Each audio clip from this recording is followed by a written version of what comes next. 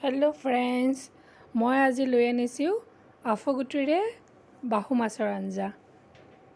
ইয়াৰ বাবে আমাক লাগিব বিলাহী, নহৰু, আদা, আফুগুটি আৰু পিঁয়াজ। তাৰপিছত আমি মাছ কেইপিচমান লৈ ল'ম। বাহু মাছ ভালদৰে ধুই ল'ব। মাছ কেইপিচত আমি পৰিমাণ অনুযায়ী নিমখ আৰু হালধি ভালদৰে মাখি ভালদৰে সানি ল'ব। ভালদৰে সানি লোৱাৰ পিছত ইয়াক আমি কেৰাহীত দি ভাজিম।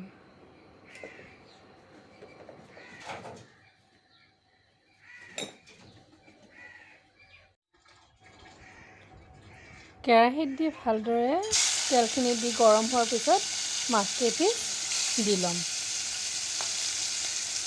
মাছখিনি আপোনালোকে ৰঙচুৱাকৈ ভাজিব, আৰু যদি অকণমান কিছুমানে বিচাৰে কমকৈ ভাজিবলৈ তেনেকুৱাও কৰিব পাৰে। সেইটো নিজৰ সোৱাদৰ ওপৰত নিৰ্ভৰ কৰিব।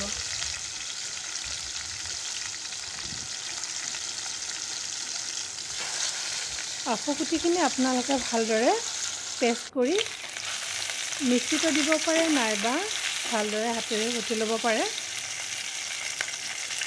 আৰু আদা নহৰুখিনি ভালদৰে পেষ্ট কৰি ল'ব।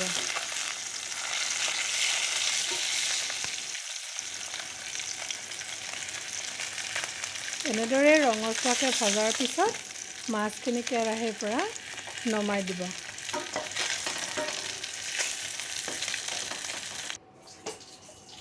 আৰু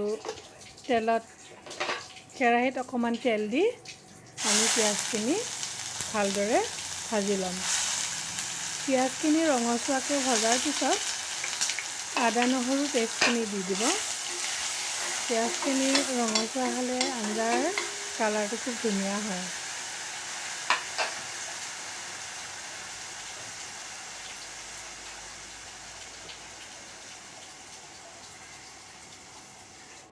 এনেদৰে ভালদৰে ভজাৰ পিছত আপুনি বিলাহীখিনি দিব পাৰে। আপুনি বিলাহীখিনি পেষ্ট কৰিও দিব পাৰে, নাইবা সৰু সৰুকৈ কাটিও দিব পাৰে। মই পিছে পেষ্ট কৰি দিছিলোঁ। পেষ্ট কৰি দিলে ভজাত অলপ সুবিধা হয়।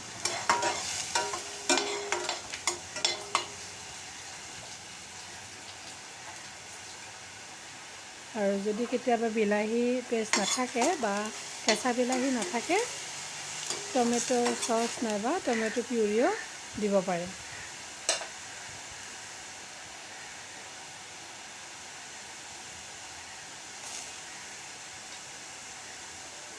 আদা নহৰুখিনি দি দিলোঁ, আৰু এতিয়া ভালদৰে ভাজিম। এয়া সোৱাদ অনুসৰি নিমখ দিছোঁ, হালধি অলপ, আৰু ফিছ কাৰীত ব্যৱহাৰ কৰা মছলা এচামুচ দিম, আৰু জিৰা ধনিয়া গুড়ি অলপ অলপ দিব। এয়া চামুচখনেৰে আধা চামুচ হ'লেও হ'ব।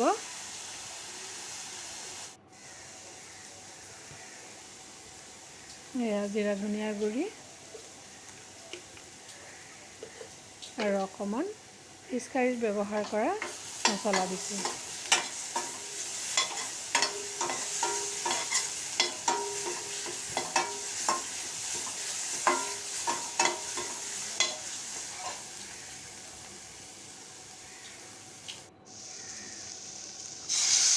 এতিয়া পেষ্ট কৰি লোৱা বিলাহীখিনি পিঁয়াজৰ লগত দি কিছু সময় ভাজিম, যেতিয়ালৈকে তেলখিনি পিঁয়াজৰ পৰা ওলাই নাযায়।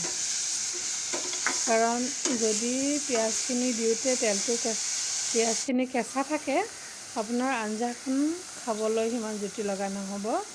সেয়েহে পিঁয়াজ আৰু বিলাহী ভাজোঁতে সেইখিনি সাৱধান হ'ব, যাতে পিঁয়াজটো ভালদৰে ভজা যায় বিলাহীৰ লগত আৰু তেলটো ওলাব ধৰে। এনেদৰে কুমলীয়া হোৱাৰ পিছতহে আপুনি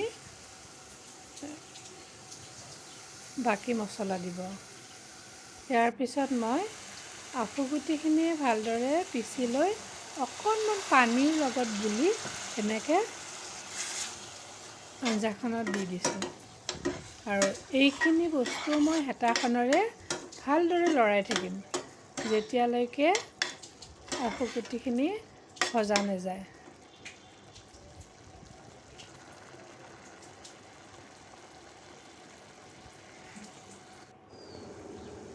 আৰু এতিয়া ভালদৰে ভজা ফলত আমি পানী দিম।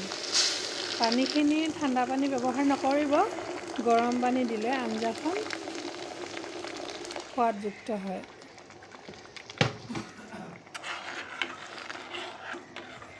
গ্ৰেভিটো আপোনাৰ আন্দাজমতে দিব। যদি পনীয়া কৰিব বিচাৰে তেনেকুৱাও কৰিব পাৰে, কিন্তু অকণমান ঘন হ'লে আঞ্জাখন বেছি ভাল লাগে।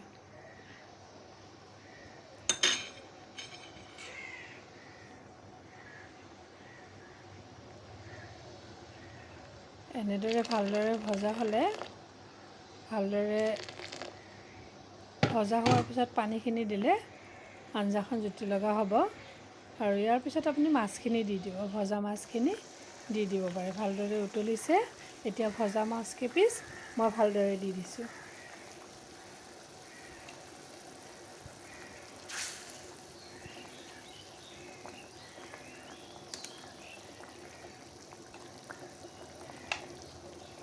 আৰু মাছখিনি দিয়াৰ পিছত কিছু সময় আপুনি জুইৰ ওপৰত ৰাখিব, যাতে মাছৰ ভিতৰলৈ আঞ্জাৰ সোৱাদটো যায়, মানে মাছটো কুমলীয়া হৈ যায়। তেতিয়ালৈকে আপুনি জুইৰ ওপৰতে ৰাখিব।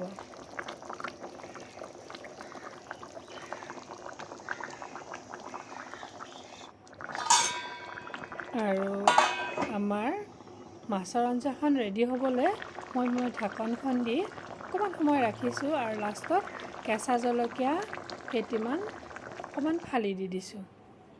এয়া মাছৰ আঞ্জা ৰেডি হৈ গ'ল।